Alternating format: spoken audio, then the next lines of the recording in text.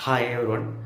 எல்லாத்துக்கும் chemistry exam டஃப்பாக வந்துச்சுன்னு ரொம்ப ஃபீல் பண்ணிக்கிட்டு புலம்பிகிட்டு இருக்கிறது எனக்கு கேட்குது. ஏன்னா நிறைய பேர் எங்கிட்ட ஸ்டூடெண்ட்ஸ் வந்து சொன்னதுனால தெரியும்னு நினைக்காதீங்க. கொஸ்டின் பேப்பர் பார்த்தாலே கண்டுபிடிச்சிட்டேன். டஃப்பு அப்படின்னு சொல்லிட்டு ஃபீல் பண்ணுறதை விட்டுட்டு ஃபிசிக்ஸு கெமிஸ்ட்ரிக்கு நல்லா படிங்க. ஏன்னா ஒன்று தெரிஞ்சுக்கோங்க, ஃபிசிக்ஸு கெமிஸ்ட்ரி மேக்ஸில் ஏதோ ஒன்று தான் மாட்ரேட் பண்ணுவான். அப்போ கெமிஸ்ட்ரி மாட்ரேட் பண்ணிட்டான். கன்ஃபார்மாக சொல்கிறேன், ஃபிசிக்ஸு மேக்ஸ் ஈஸியாக தான் வரப்போகுது. அடித்து துவம்சம் பண்ணிவிடுங்க. அதில் 90+ எடுங்க எல்லாருமே. கன்ஃபார்மாக எல்லாருமே சென்டம் போட ட்ரை பண்ணுங்கள். கட் ஆஃப் உங்களுக்கு வரும். நீங்கள் கட் ஆஃப் புலம்ப வேண்டாம். அண்ட் பேரண்ட்ஸ்க்குமே ஒன்று சொல்கிறேன், அவனை யார் கூட கம்பேர் பண்ணியோ, இல்லை அவன் படிக்க முடியாதவன்னு சொல்லியோ, இல்லை தேவையில்லாமல் திட்டியோ, பணம் லட்சமாக கொண்டு கொடுக்கணும்னு சொல்லி புலம்பியோ அவனை சொல்லி பிரயோஜனம் கிடையாது. அவங்ககிட்ட உட்காந்து பேசுங்க. கன்ஃபார்மாக சொல்கிறேன், அவன் அடுத்த எக்ஸாம் நல்லா பண்ணுவான்.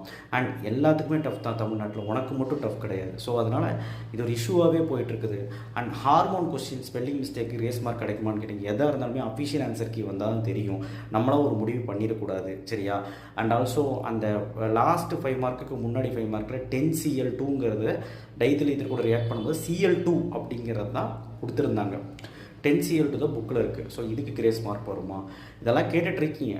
பட் இதெல்லாம் விடை வந்து ஆன்சர் கீ வந்தால் தான் தெரியும். பொறுமையாக வெயிட் பண்ணுங்கள். பட் நீங்கள் அதுக்கு அட்டன் பண்ணியிருக்கணும் இந்த கொஷின்ஸ் எல்லாம். அது பரவாயில்லடா, எல்லாத்துக்குமே 60-70னா எல்லாத்துக்குமே 60-70 தான். அந்த ரேஞ்ச் தான் எடுப்பாங்க. பயப்படாது. எல்லாருக்கும் மறவி, எல்லாருக்கும் எல்லாமே இருக்குது. ஃபிசிக்ஸ் கெமிஸ்ட்ரியில் ஃபிசிக்ஸ் மேக்ஸில் நல்லா பர்ஃபார்ம் பண்ணுவோம். இதை விட்டு தள்ளு, சும்மா போட்டு நினச்சிட்டு இருக்காத, சரியா?